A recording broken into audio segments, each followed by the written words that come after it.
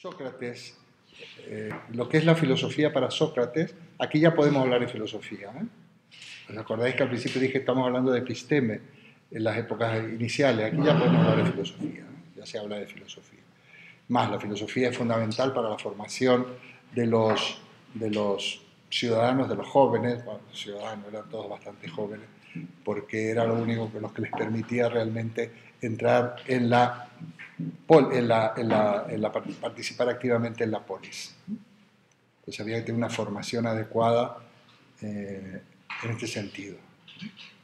Digamos que la filosofía, en esta época que vamos a estudiar, para Platón, para Sócrates, Platón, para los sofistas, es ética y es filosofía política fundamentalmente. Por cierto que ayer me vi un programa, no lo vi entero, porque son muy tarde estos programas, en la 2 se entrevistaba a cuatro personas, dos politólogos, un sociólogo, un especialista en organizar campañas de... No sé si alguien lo pilló, era tarde, era muy tarde. Y casi me daba cargo de conciencia seguir ahí, aunque yo puedo dormir un poco más porque tengo una vida. Y fue muy interesante, la presentaba aquel, ¿os acordáis? Uno que se llama, creo que se apellido Colón, que ya está mayor el señor, porque ha ido envejeciendo, hemos ido envejeciendo juntos. Pues, pero lo llevaba muy bien, hacía unas preguntas muy precisas, presentó una bibliografía y hablaba de la situación política, ¿no? Y fue muy, muy interesante. Ojalá la pudiera pescar en la 2. Yo creo que se puede recuperar eso. No, digo porque cada vez me convenzo más que en gran parte la filosofía también es filosofía política, ¿no? Entonces estaban intentando explicarse las situaciones, porque por ejemplo lo que pasa en España, y no voy a concretar demasiado, digamos, está pasando un poco en Occidente, ¿no? Que los esquemas, los viejos esquemas, se habla a veces de la vieja política, no encajan. Ya no se puede hablar del proletariado, pero vamos a ver si el proletariado, el poco proletariado que esté más o menos estable, vota.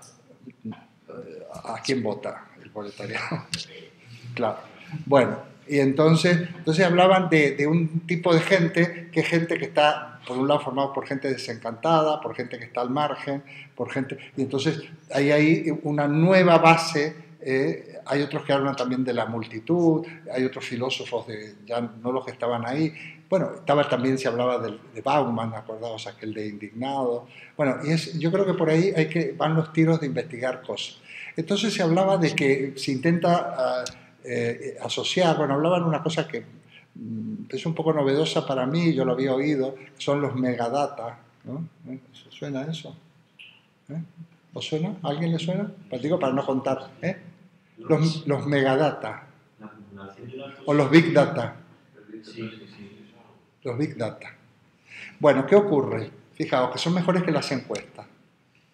Hoy en día, los especialistas que están pasando unas cosas increíbles. Luego me vi otro señor que con sonidos musicales produce figuras. Pone arena, yo digo, bueno, aquí en la noche hay que quedarse despierto. Pone arena en una especie de mesa, toca no sé qué y se forman estrellas, figuras geométricas, pero perfectas, con el sonido. Bueno, todo esto nos lleva a dónde van las tecnologías. Bueno, los Big Data son toda la información que nosotros dejamos en la red, en todo. Entonces ya no es necesario hacer encuestas. No es necesario hacer encuestas. No es necesario, porque tú has preguntado, qué sé yo, por un paraguas y que ahora te bombardean con propaganda, te bombardean con propaganda. O una vez estuve no sé dónde y siempre me ofrecen hoteles de booking en ese sitio. Y digo, pues si yo ya he ido, ya no voy a ir de nuevo. Bueno, y con estos Big Data, ellos procesan toda la información y consiguen resultados mucho más fiables que las encuestas. Y tendencias de opinión, qué tipo de gente vota a no sé quién, en qué lugares hacen mapas, en qué lugares se concentran los votantes, qué tipo de votantes son. Bueno, es algo increíble, ¿no? Bueno, pues en esa línea decía, eso lo dijo uno. Otro, que es un tal Simón, que a veces está con el intermedio y en los programas de la Sexta, este muchacho, pues que ya, digamos, cuando se habló del movimiento 15M, ¿no? No voy a avanzar mucho, pero quiero decir que la filosofía es filosofía política. Entonces dijo una expresión que fue la única que pude apuntar, que el movimiento Quinten fertilizó la vida social y política en España. Y me encantó la palabra fertilizar. Y hizo una lista de todo lo que ha salido ahí. No confundamos con Podemos. Podemos en todo caso sería un vástago, algo que tiene que ver, pero muchas cosas, desde la manera de vestirse hasta sí, cuestiones culturales, bueno, que realmente fue un movimiento muy importante. Va a ser ese movimiento del 15M. Yo escribí algo hace muchos años, y bueno, más o menos en la línea, no tan brillantemente, pero realmente es importante. ¿Qué tiene que hacer la filosofía? Tenemos que interpretar, tenemos que avanzar en esas direcciones y saber captar, saber comprender cuando están pasando, somos testigos un poco de la historia. Independientemente de los individuos, independientemente de los individuos y de que, bueno, somos seres humanos y uno puede ser de una línea, de la otra, pero... Y al mismo tiempo se hablaba de la base electoral, luego ya se hablaba de Podemos también y de los partidos emergentes. Y entonces alguno decía a los jóvenes, le digo, pues no, dice uno, si tú te vas a las reuniones políticas de Podemos vas a encontrar mucha gente mayor, los famosos yayo flauta. Los yayo flauta son, o somos, estuve hace poco en un acto de yayo flauta, que le daban yayo flauta de honor a Lidia Falcón, que es amiga mía. Y digamos gente que estuvo comprometida, que no se integró y que nuevamente vio la posibilidad de volver, de emerger, que no se integró, que no se integró. Dice, cuando te integraste ya no hay vuelta atrás porque ya has, digamos, probado otras mieses, ¿no? Bueno, pues muy interesante por cuál es la base. No creamos que solo es una base juvenil de coleta y de pelo largo. Hay señores y señoras muy mayores en esto. Luego pues se analizaba, por ejemplo, bueno, pero estos dicen que esto va a acabar, es una cuestión generacional. Entonces decía, pero tienen que tener en cuenta que personas mayores va a haber siempre, no solo va a haber siempre, sino que cada vez va a haber más personas mayores. Entonces hay que hablar de la fuerza transformadora, no es solo la juventud la que puede transformar. Bueno, esto me lleva a que la filosofía realmente cada vez más es una de las tareas de la filosofía y también de la historia, es la cuestión, la política. En fin. Bueno. Pues me llamó la atención una señora, luego en un seminario que tengo por ahí, porque dice que yo había hecho unas referencias muy concretas a cuestiones políticas. Porque dije, seguro que mañana sale de ministra doña Finiquito. Eso molestó, pero yo tengo que pensar que también tengo votantes del PP entre mi gente. Pero bueno, doña Finiquito, pues doña Finiquito, y de hecho, vamos, no he sido profeta porque era cantado que le iban a dar algún premio, ¿no? Bueno. En cualquier caso, yo respeto muchísimo si hay aquí a votantes del PP, a los creyentes y hasta a los testigos de Jehová. Una vez se me levantó uno porque negué la existencia del alma y como era testigo de Jehová se tuvo que ir a mi clase. Lo siento mucho. Bueno, vamos para Sócrates. Precisamente el filósofo, para Sócrates, lo pinta muy bien. Para mí el contexto clave es el que está en el libro séptimo de la República, que está en el banquete. Cuando el nacimiento de Eros, si no lo tenéis os lo mando, no cuesta nada, es una cosa cortita, precisamente al nacer Eros, que ya sabéis que ya comentaba que es hijo de Poros y de Penía, pues ese Eros que todo lo consigue por herencia de su padre, que es el dios de la abundancia y de la riqueza, está condenado a perderlo por ser hijo de Penía.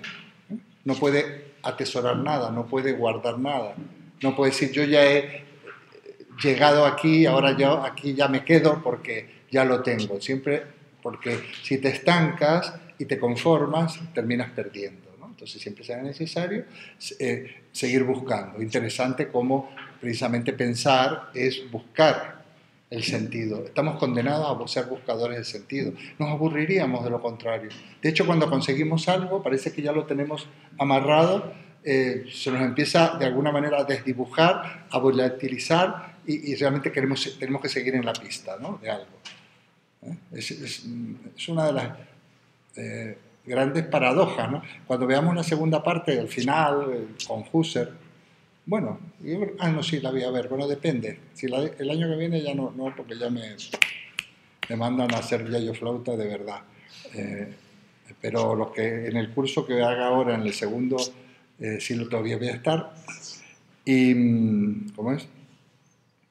Precisamente Husserl, el método fenomenológico, decía, bueno, vamos a aislar una situación concreta, hacemos abstracción del principio, del fin. Aquí tenemos una situación que hay que explicar. Entonces, en vez de intentar explicar las cosas causalmente, ¿no? Es decir, bueno, aquí tenemos esto que lo vamos a explicar y nos vamos abriendo desde lo que hay en círculos hacia cada vez abarcando más, ¿no? Entonces, en ese sentido, el hombre es un buscador, ¿no? El ser humano es un buscador, y hasta donde podamos. Y quizás lo que más encontremos sea que somos buscadores de sentido. Bueno, pues Eros es ese buscador. Eros es el auténtico filósofo. Aparte de ser el dios del amor, Eros es el auténtico filósofo. Es aquel que reconoce la carencia, reconoce lo que le falta, por lo tanto se apresta a conseguirlo. Es Eros. Bueno, el filósofo es aquel, precisamente, sabéis que se divulgan frases como solo sé que no sé nada. Bueno, es posible que lo haya dicho, no sé, cuadra. Pero fundamentalmente para ser filósofo, este es el concepto de la filosofía, hay que reconocer la falta, la carencia. Hay que reconocer la carencia. O sea, hay que huir de todo tipo de dogmatismo, de todo tipo de soberbia intelectual, o decir yo tengo la razón, para precisamente abrirse para poder, como si lo decimos en términos un poco poéticos, precisamente para que la verdad se manifieste, porque esto es pura poesía, porque las verdades no están en ninguna parte, ¿no?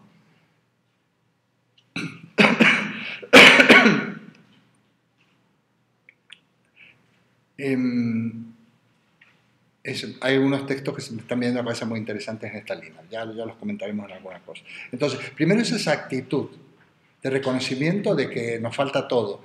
Yo eso le llamo desaprender.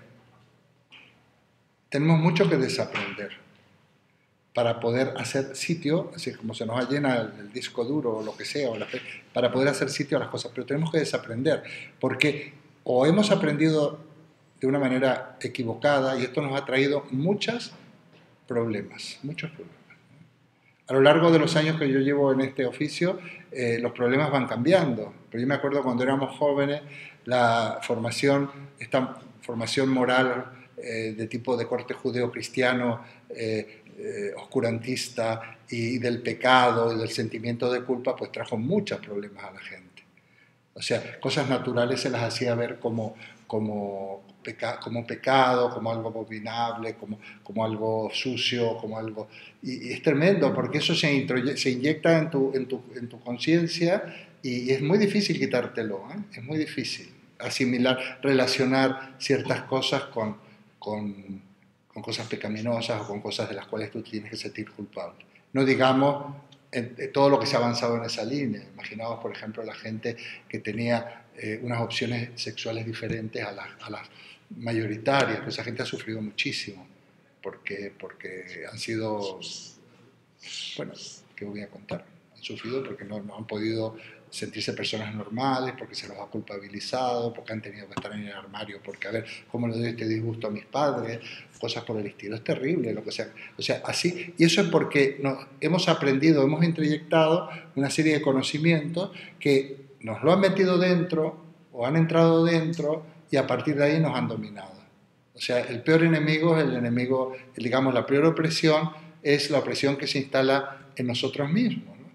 Había un pedagogo importantísimo, Paulo Freire, brasileño, que tiene varias obras así con títulos muy interesantes como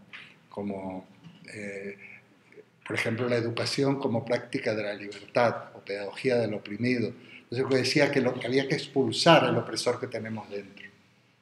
Si nos vamos un poco en términos de psicología, de psicoanálisis, pues el superyo ese que nos castra y que nos hace reprimir lo que somos. Bueno, pues esto es lo que yo digo que hay que desaprender.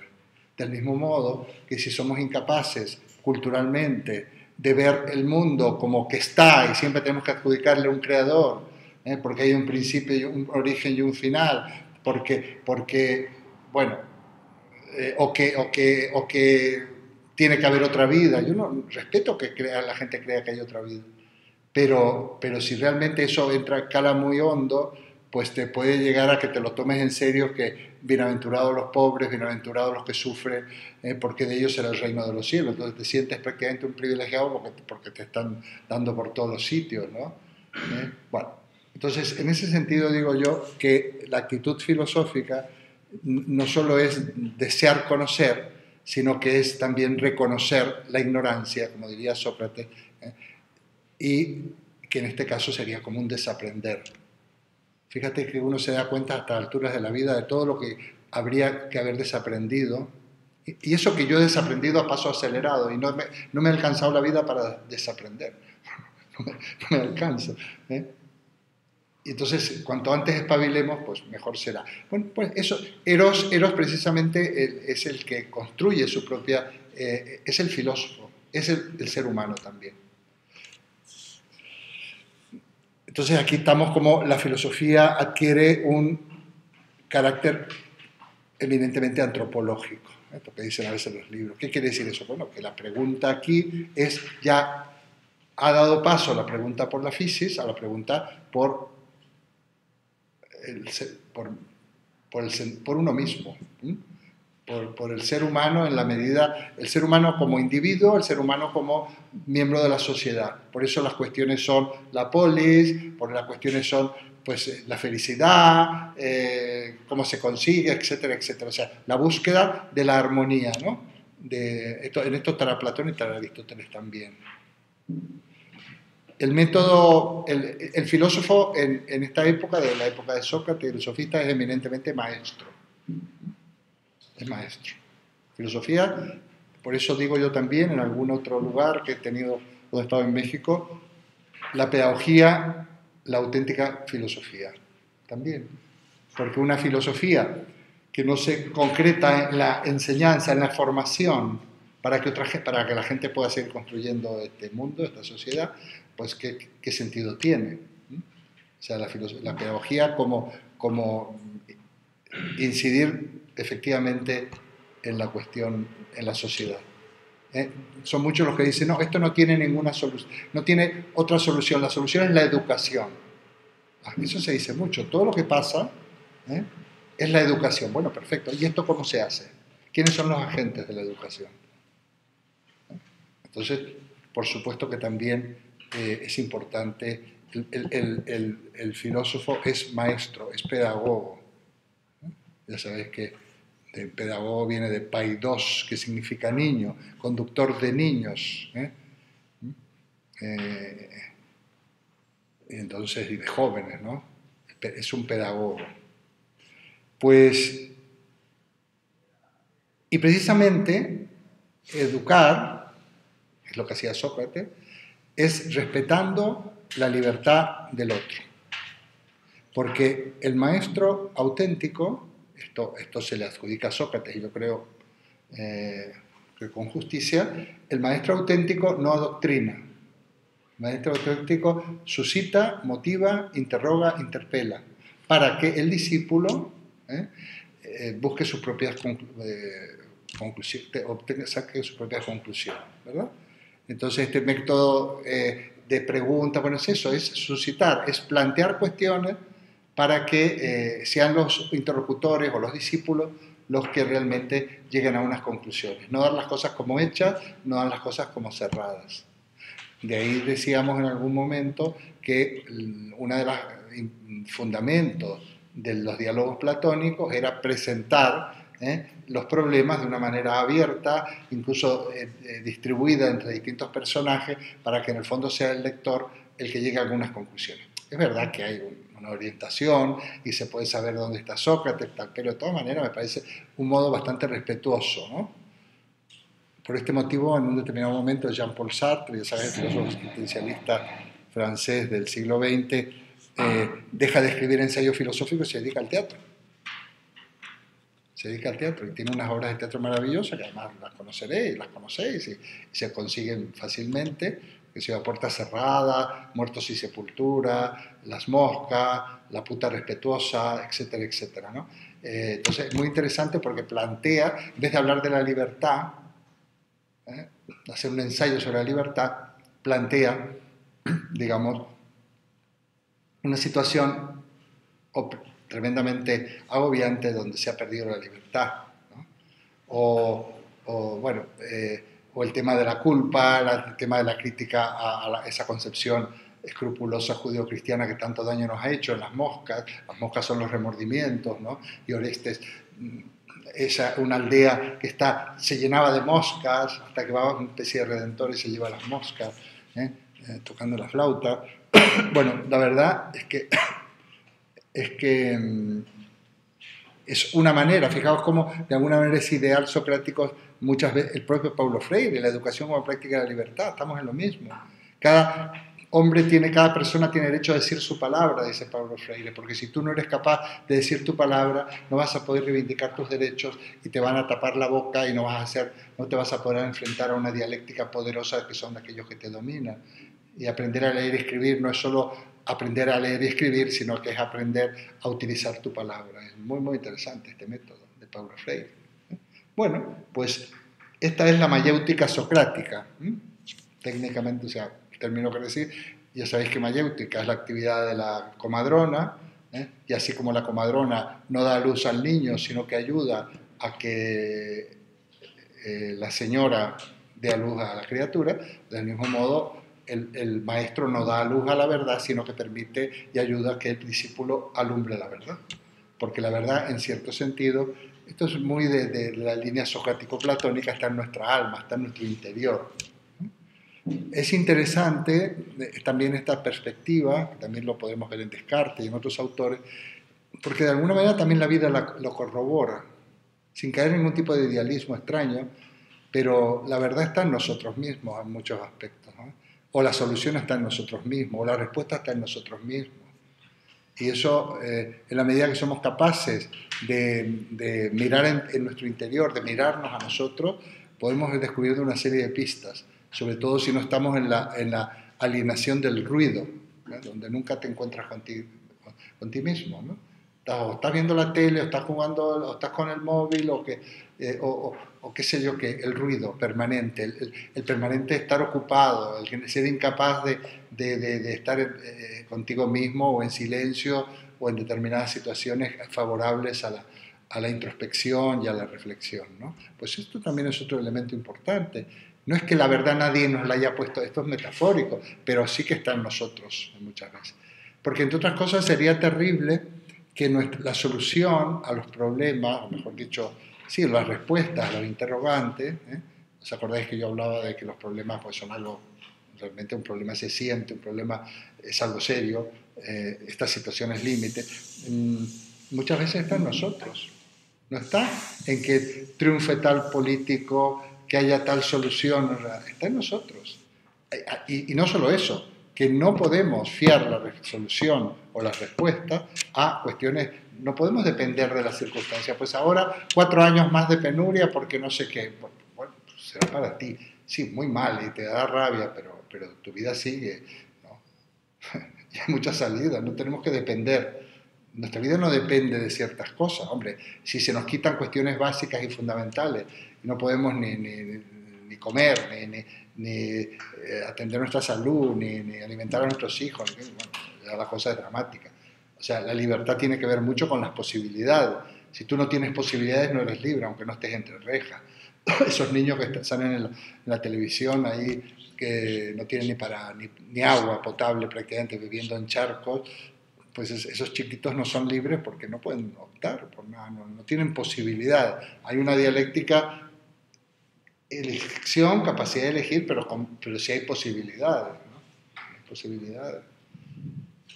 Bueno, entonces el maestro, el filósofo también es maestro y es pedagogo, porque entre otras cosas, una filosofía solipsista, o sea, una filosofía que solo sea una especie de reflexión etérea, yo personalmente, respeto otras opiniones, no sé qué valor tiene. No se trata, decía Marx de comprender el mundo, sino de transformarlo. Entonces, forma parte vocacionalmente de la filosofía de los filósofos la transformación del mundo. ¿No? Una filosofía que no, o una ciencia, ojo, o un arte en el fondo, aunque no quiere decir con esto que sea el arte aquel soviético del realismo, que siempre hay que pintar obreros musculosos con... No. Pero de alguna manera el saber, el conocimiento, la obra humana, la creación, tiene que transformar el mundo. El otro día me preguntaba un asistente al seminario que tengo en esta universidad popular, creo que os he comentado, muy interesante por cierto la experiencia. Dice, bueno, ¿y para qué nos puede servir? Porque le estoy machacando con Parménides, claro. Como no me pagan nada, haz lo que quieras, yo te voy a meter. Me dice, ¿para qué me puede servir para Parménides en la vida?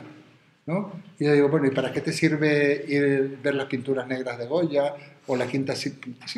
¿Para qué te sirve?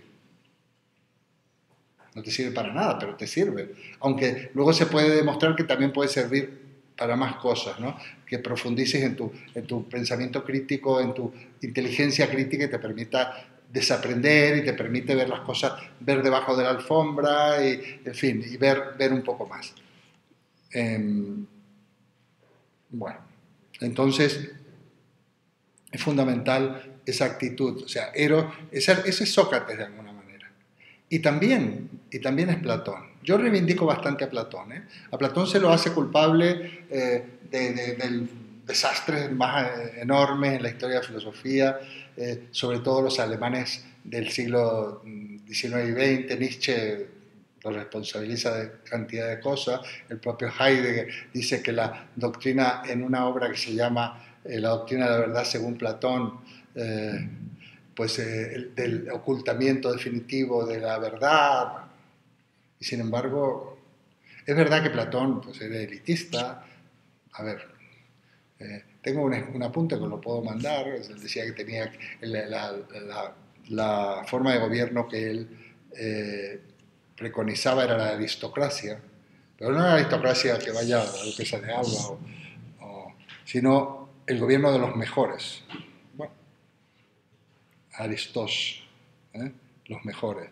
El gobierno de los mejores. Bueno, pues sería una aristocracia, qué sé yo, de gente... Yo no creo tampoco en eso, pero quiero decir que, bueno, ojalá nos gobernaran los mejores. También me preguntaban los otros días, bueno, ¿cuándo llegará el momento que los filósofos sean los dirigentes políticos? Terrible. De eso se está pretendiendo desde hace muchísimo tiempo. El propio Platón, que se queda muy desilusionado con la muerte de Sócrates, se va a formar a un príncipe en el sur de Italia para que sea un rey filósofo. Sin embargo, precisamente, curiosamente, han entrado un montón de filósofos en política en España, nos guste o no nos guste. Porque un profesor de teoría política es un filósofo de filosofía política. Y bueno, ya veremos cómo sale el experimento, pero ahí se han metido unos filósofos, están funcionando con teoría política, están funcionando con filósofos de la época, con Laclau, con Zizek, con varios de estos, están funcionando muy conscientemente. Están construyendo, este discurso está construido de una manera muy académica, ojo. No importa, no sé si es bueno o malo, pero no estamos hablando de los famosos intelectuales, porque esto es otra cosa. Pero sepamos reconocer que hay gente que se ha metido en política, que son filósofos. Monedero, todos esos son filósofos. El propio Pablo Iglesias y hasta Íñigo Errejón y cualquiera de esos son filósofos. Nos gusta o no nos gusta. Son los filósofos de ahora, porque además están trabajando en filosofía política. No es que, entonces, de alguna manera tienen algún conocimiento. No sé si este experimento de partir de unos conocimientos de filosofía política te pueden permitir luego, son compatibles con El Príncipe de Maquiavelo, de que donde parece que para hacer política o eres sigues las enseñanzas de Maquiavelo o no llegas a ninguna parte. No sé. Yo no me he dedicado a la política. Yo creo que la dedicación a la política, le comentaba a esta persona, es esta. La mía es esta. Yo no en un partido, imaginado en un partido político. Yo me muero. Disciplina de voto. Para eso no te metes, ¿no? Bueno, ¿alguna pregunta? Em, Puedes meterlo en un asesor. ¿Mm? Ahora que te vas a jubilar el año que viene, el asesor. ¿Cómo? Cuando te jubilas el año que viene, te puedes dedicar a ser asesor político, de algunos políticos. No te metes en política, pero eres asesor. ¿Meterme en política? Ah, como asesor. ¿Cómo? Asesor. Asesor. Sí, pues no, político no, porque imagínate que me empiezan a buscar y que me he comprado un piso o no, vete tú a saber lo que me encuentra. Yo no sabía, tengo que decir. No, déjate, no, te investigan. ¿Eh? O qué sé yo, qué cosas que alguna... No, por Dios. Como te empiezan a sacar cosas y conversaciones uf, no, yo no puedo. No, que piense quién puede, y se lo planteen, de verdad. Porque... Te sacarían todo lo que tienes en YouTube. Esto sería lo de menos. Esto sería lo de menos. Esto sería lo de menos, imagínate. Yo ya hasta me habría olvidado de todos los líos en los que me he metido. Y de todas las cosas malas que he hecho. Me debo haber olvidado. No. Yo no puedo. Cualquier persona que haya vivido en cuanto hoy en día, con los big data, estas cosas, no te puedes meter en política. Ya han pillado a este pobre muchacho. ¿Qué ha hecho este muchacho? Fíjate. ¿Eh? Lo que han hecho muchos. A ver, pero bueno, no vamos a entrar en el tema porque... No, pero creo que es una cosa que ha hecho mucha gente y que por la otra gente no pasa nada, lo hace este chico... No, pero tampoco pasa, si no ha hecho nada ilegal, lo que pasa es que tiene que ser, qué sé yo, San Luis Gonzaga o San no sé quién, no se entiende. Bueno, bueno, muy bien, vamos a Platón un poquito, así avanzamos. Quiero detenerme un poco en Aristóteles, la semana que viene, porque Aristóteles o lo damos superficial y decimos tres cosas, o nos detenemos un poquito. Bueno, Platón. Ahí hay unos apuntes que son buenos, que yo voy a mandar. En Platón podríamos dividirlo un poco como por temas, ¿no? Que, en Platón sí que hay muchísimo escrito, porque están los diálogos, y está por ejemplo, el que acabamos de citar también, el del mito de la caverna, el libro de la República,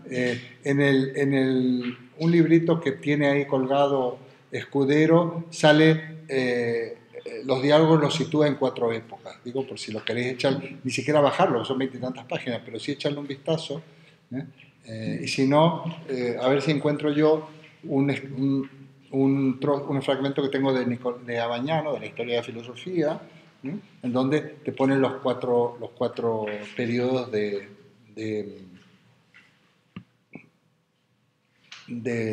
la obra platónica, de las distintas etapas, ¿no? El Platón joven y el Platón adulto, el Platón de transición, etcétera, el Platón viejo, etcétera, mayor y demás.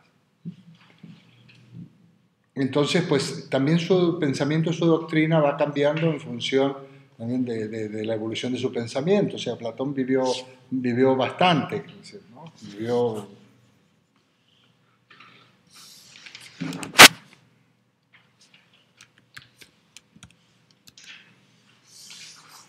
Bueno, podemos ir a la cuestión antropológica, que es la voy a explicar, la voy a mencionar de una manera bastante tópica, pero a ver qué quiere decir esto.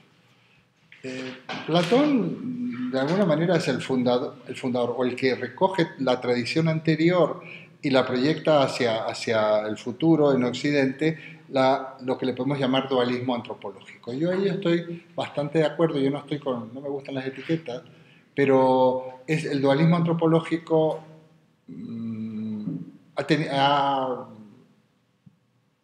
se ha hecho carne en Occidente.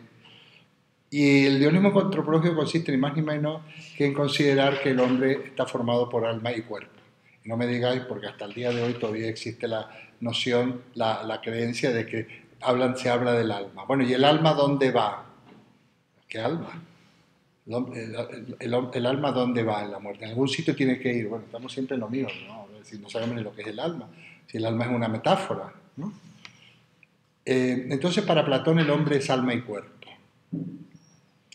Esto habría que... El hombre, porque, a ver, desde el punto de vista de la doctrina del ser, o sea, de la idea, hay una idea de hombre.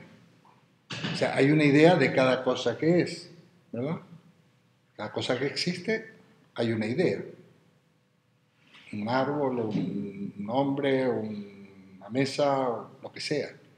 Entonces, nosotros somos hombres, seres humanos, en la medida que se nos puede predicar la idea de hombre. ¿Y qué es lo característico en tantos seres humanos? Pues que tenemos alma. Aristóteles lo va a definir. Y Aristóteles dirá animal racional. Pues es la parte de racional, es precisamente la que tiene que ver con el alma. No olvidéis que Aristóteles fue discípulo de Platón en la academia durante muchos años, ¿no? Ahí sí que hubo un discipulado directo. Entonces nosotros somos, lo que nos hace seres humanos es precisamente el alma. ¿Qué es el alma? Bueno, por un lado se podría pensar que es una idea más. O sea, nosotros, esto lo vamos a ver muy bien en Aristóteles, ¿qué tenemos en común? Pues el alma, o que somos seres racionales, o la inteligencia, eso es lo que tenemos en común. ¿Qué tenemos de diferente? Tú y yo, ¿qué tenemos de diferente? Tú eres Pedro Sánchez, no me voy a olvidar de ti. Lo siento, Pedro Sánchez. No, es que te han hecho famoso. Bueno, a ver, Pedro y yo, ¿qué tenemos de igual? Somos personas, ¿no? ¿Qué tenemos de diferente? La edad, por ejemplo. ¿Mm? La edad. La edad, ah, no, si él es mucho mayor que yo, sí, claro. No, la edad no. La edad no, porque no la sabemos. ¿Qué tenemos así a simple vista diferente? Esto se verá muy bien. ¿Sabes qué tenemos? Somos lo mismo. Y contigo incluso. Las gafas, el pelo. No. Que tú eres un cacho de materia y yo soy otro. La materia es lo que somos, el cuerpo. Son dos cuerpos distintos. Dos cachos de materia distintos. Eso Aristóteles le va a llamar, eso Aristóteles lo explica maravillosamente. Por eso avanza tanto Aristóteles, porque explica el cambio, explica muchas cosas Aristóteles. Entonces, digamos que aquello que Aristóteles llamara la materia prima, la materia universal, Pedro le toca una porción de esa materia y a mí otra. Pero sin embargo, Pedro y yo y todos los que estamos aquí coincidimos en que somos seres humanos, que tenemos alma, vamos a ponerlo de esta manera metafórica. Entonces aquí surge toda una cuestión. Estamos hablando del tema de la idea, estoy merodeando el tema de la idea. Bueno, entonces diría Platón, o dicen los comentaristas, aquí hay que tener cuidado. El alma está... Nosotros, el alma, existe el alma. Algunos dicen, es un ser el alma, es el ser, es un ser. Entonces le da como una entidad. Esto habría que... Yo voy a llegar un poco, porque si no os voy a volver loco. Dice, entonces, el alma, y sin embargo nosotros somos, porque, o somos hombres si queréis seres humanos, lo mismo, porque no somos la idea de hombre, participamos, dice Platón, en la idea de hombre. Es el famoso tema de la participación. O sea, esto viene a explicarse de alguna manera porque están las ideas, los arquetipos de todo lo que es, y luego hay como dos mundos, también hay un dualismo en este sentido. Hay el mundo de las ideas, donde están los arquetipos, y luego está el mundo material, en donde formado a partir de esas ideas son arquetipos como ejemplo, y el que se ha encargado de esta cuestión es el demiurgo. Esto es lo que es conocido más o menos, pero bueno, no sirve, el relato no sirve. Quiero decir que habría como una especie de creación en Platón, pero no tiene nada que ver con el creacionismo. Simplemente que el demiurgo, que son como unas especies de dioses, pero esto es metafórico, habría que ver Platón. Los filósofos no son demasiado religiosos, ¿eh? No creáis que son demasiado religiosos. Los griegos, para nada. El demiurgo crea las cosas materiales porque con la vista fija en las ideas, como tiene los ejemplos, los arquetipos, plasma en materia los seres materiales que somos nosotros. Por lo tanto, nosotros participamos de la idea de hombre, donde la clave es el alma. No somos la idea completamente, pero formamos parte de la idea. Bueno, Esto quiere decir que hablamos del dualismo en dos direcciones. Por un lado, somos alma y cuerpo, y por otro lado hay un mundo material y un mundo de las ideas. Fijaos que el mundo de las ideas podría ser a simple vista una traducción del topos Uranos, del cielo o del Olimpo de la época del mito, ¿no? El mundo de las ideas, el mundo, porque las ideas también son las verdades. Y nosotros habríamos habitado en ese mundo como una idea más, ¿eh? Y conocíamos, por lo tanto, como estábamos en connaturalidad con las demás ideas, o con las verdades, conocíamos todo. Poseíamos la episteme, aquello que en las traducciones bíblicas decían la ciencia del bien y del mal. O sea, una de las características que tenía dentro de esta mitología, una de las características del dios, de los dioses, es fundamentalmente la sabiduría. La máxima, el común a todos los dioses de todas las religiones, que conocen todo, son omniscientes, conocen todo. Y precisamente el gran pecado de Adán y Eva fue comer del fruto del árbol del bien, o sea, pretender poseer todo el conocimiento, entonces hacerse iguales a Dios. Entonces Dios los expulsó, Adán y Eva, y el castigo más importante fue que olvidaron todo, tuvieron que empezar de nuevo, porque ya lo conocían. El paraíso es precisamente el máximo bien, es el conocimiento de la verdad, donde bien y verdad coinciden. Esto también Sócrates y Platón. Y por eso, por ejemplo, la única manera de retornar al paraíso perdido para Platón es a través del conocimiento. El camino de la filosofía es lo que te va a permitir el retorno al paraíso perdido. Porque empiezas ya en este mundo como entras en contacto a través del conocimiento con las ideas, con esos arquetipos que son del otro mundo, pues empiezas a retornar. ¿Platón ya hablaba del paraíso? ¿De volver al paraíso? Sí. Claro, claro, porque Platón está muy imbuido de doctrinas orientales.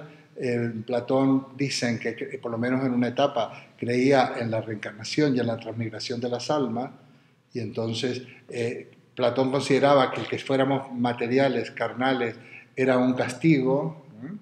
Fijaos que en todos estos pueblos hay unos relatos primigenios medio parecidos, como los de la expulsión de Adán y Eva del paraíso, cosas de este tipo. Y entonces, pues ese castigo consiste en haber sido encarnados o encerrados en un cuerpo, el alma. De hecho, Platón le llama al alma cárcel del cuerpo, en un juego de palabras en donde cuerpo se dice soma en griego y cárcel se dice sema. Y Platón por ahí decía soma sema, diciendo cárcel, cuerpo cárcel. Y a través de este castigo, que es el cuerpo, nos enfermamos, sufrimos, somos concupiscentes, tenemos envidia, pasiones, en fin, el cuerpo nos trae muchísimos problemas. No solo que nos engañan a través de los sentidos y nos impiden ver las cosas como son, sino que también son fuente de mucha que nos obnubila y que nos aleja de ese camino de la felicidad que se consigue solo con el conocimiento de la verdad. Ese es el amor platónico, el amor a la verdad, la búsqueda de la verdad, del bien, de la belleza, es precisamente la clave del amor platónico. Bueno, que todo esto luego hay que expurgar y habría que decir, bueno, ¿qué es pedagogía, qué es metáfora y qué es creencia? Todo esto habría que expurgarlo, ¿no? Vamos a intentar un poco. De aquí van a surgir cosas muy interesantes luego en la época cristiana, que como la tenemos que ver, luego vosotros vais cuando tengáis que examinaros, pues al volver veréis que mientras más conozcamos hacia adelante, pues eso va a servir para comprender a los anteriores. La máxima expresión de la felicidad y el máximo valor, por decir, la cúspide de todo, es precisamente una trilogía. Bueno, eso lo enunciaron muy bien los latinos, yo lo digo en latín: ens unum verum pulcrum. ens unum verum pulcrum. Ser, unidad, eso los dejo. Bonum, ens unum bonum verum pulcrum. Dejemos ser, o sea que es lo mismo el ser, la unidad del ser, que verum, la verdad, el bien y la belleza. Bonum es el bien, pulcrum es la belleza. Entonces, quien alcanza el ser, quien llega al ser, llega a la suprema unidad, el ser es lo uno, fijaos qué importancia tiene en el texto, y consigue, y es armonía, belleza como armonía, es bien y es verdad. Lo verdadero es bueno y bello, y lo bello es bueno y verdadero, y viceversa, ¿no? Es muy interesante.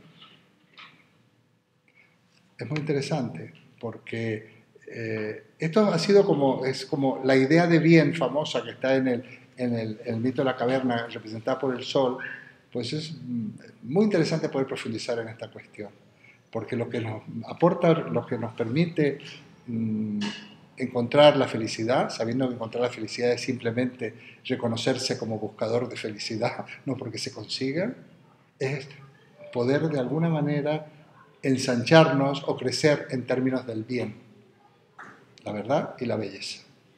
Fijaos que muchas faltas morales, éticas, no solo son malas, sino que son feas, ¿no?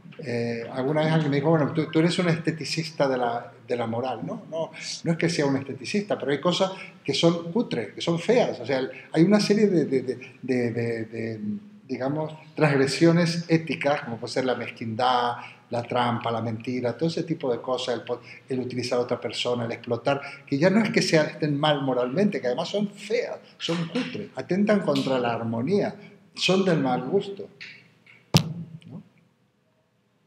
Y entonces, y lo que es verdadero es bueno, y lo que es bueno es verdadero. Porque porque la auténtica verdad, en realidad, es que el ser es, que el ser está, y como diría Heidegger, hay que dejar ser al ser. Bueno, es que moviéndonos en estas estas ideas, o en estos valores, como le queréis llamar, pues aquí encontramos la teoría de las ideas de Platón. Y cómo entonces el ser humano puede orientarse hacia el bien, la verdad y la belleza. Fijaos que a medida que vamos creciendo, vamos también siendo más exigentes en cuanto a no apartarlos de lo que nosotros consideramos el bien, profundizar en la armonía, huir de lo que nos rechina, al menos a nosotros, e intentar ser auténticos, la verdad y la autenticidad, o sea, ser lo menos tramposo posible, ir de frente, en fin. Entonces, esto es una interesante también manera de entender por qué en la doctrina de las ideas, en la cúspide está la idea de bien. La idea de bien que dirá Platón, que es lo que hace inteligible a las demás ideas. ¿Qué quiere decir? Que precisamente el bien es lo que da sentido a todos los demás conocimientos. Si nosotros no conocemos para realmente realizarnos o crecer o ensancharnos en el camino del bien, ¿para qué estamos conociendo? Si lo traducimos en lenguaje muy sencillo, si no crecemos o no evolucionamos en la línea de ser mejores personas, más sencillo, de profundizar porque además el bien, la verdad y la belleza se consiguen si conseguimos un estado de ánimo, que en griego se dice statmausen, que es la admiración. Aristóteles dirá la admiración, el asombro, es la causa del filosofar. O sea, que nos llamen la atención a las cosas, que no caigamos en la obviedad, que nos machacan. Los políticos roban, hay refugiados y se mueren. O sea, todo es obvio, todos nos acostumbramos, ¿no? Me acuerdo en la época de la guerra del Vietnam, que ya nos acostumbrábamos a esas escenas terribles. Pues perdemos capacidad de asombro, perdemos capacidad de descubrir lo que está ahí, a nuestra vista, pero que está enmascarado por nuestros propios conocimientos equivocados. Por eso la importancia de la pureza de corazón que se puede conseguir desaprendiendo, desnudándonos de una serie de prejuicios y ser capaces de dejarnos afectar por las cosas tal cual son, por el ser. Los poetas son aquellos, dice Hölderlin, lo trae Heidegger, que ponen nombre a las cosas. Los poetas, que son los filósofos también, son aquellos que pueden ir tras las huellas de los dioses que han huido. Son metáforas preciosas. Las personas podemos ir tras las huellas de los dioses que han huido. O sea, mejor dicho, las personas estamos llamados a ser protagonistas de nuestra vida, estamos llamados a recorrer un camino de sentido, aunque lo único que descubramos es eso, de que somos buscadores de sentido. Y entonces, si vamos en esta senda, en este camino, y con mucha dedicación, con muchas ganas, podemos ir creyendo que otro mundo es posible. Un mundo donde realmente, como diría García Márquez, al final de 100 años de soledad, los pobres de la tierra pues verdaderamente tengan este lugar en el mundo y no sean, tiene un final precioso, ¿no? De los desarrapados, de los que están totalmente ignorados, de la gran mayoría, ¿no? Entonces, bueno, este es el camino del conocimiento, este es el camino de la supuesta de la sabiduría, esta es la filosofía. Y ahí cuando Platón dice, la verdad está en nuestra alma, la hemos olvidado, pero la tenemos. ¿Por qué la hemos olvidado? Porque hemos vivido en el mundo de los dioses, el mundo de la verdad. Pero los sentidos, que aunque nos engañan, tienen algo muy importante, que nos, digamos, son ocasión de que miremos en nosotros, ¿no? Como si yo reconozco a vosotros como persona, porque yo ya tengo la idea de persona y sé que sois personas. Fue un poco también cuando hablábamos de los significados. El relato sencillito lo tenéis en el libro, pero yo quiero dejar como estas pequeñas cuestiones para que veáis que estamos tocando fibra, estamos tocando hueso, que estamos tocando raíces, porque la filosofía no está en las nubes, está en las raíces, no está allá arriba, está aquí abajo, ¿no? Y es una manera de hablar casi irreverente, no habría ni que mencionarla, la filosofía, como hacen las religiones mediterráneas primigenias, que no nombran a Dios, ¿no? Es una sigla, ¿no? Yahvé, Alá, eso no es Dios, no, es no decir nada, ¿no? Porque realmente lo inmenso es inefable. De lo que no se puede hablar, dirá Wittgenstein, mejor es callarse, ¿no? Pues estamos ahí en la senda, estamos merodeando.